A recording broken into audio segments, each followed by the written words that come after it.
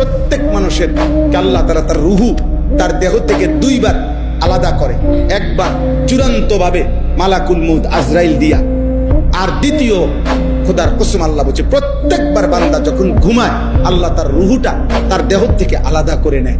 আল্লাহ নিজে বলছেন আমি চাইলেই আবার ফেরত দেই, আমি না চাইলে ফেরত দেই।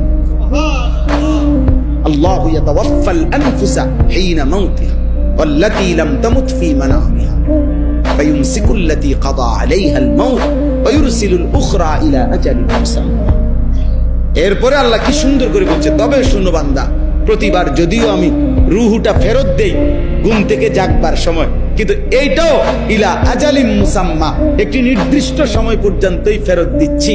এই ফেরত দিলেও তুমি ধোঁকা খাইও না যে কোনোদিন আটকাবো না, না সত্যি সত্যি একদিন রুহুটা একবার নেব আজরাইল দিয়া, আর কোনোদিন ফেরত দেব না।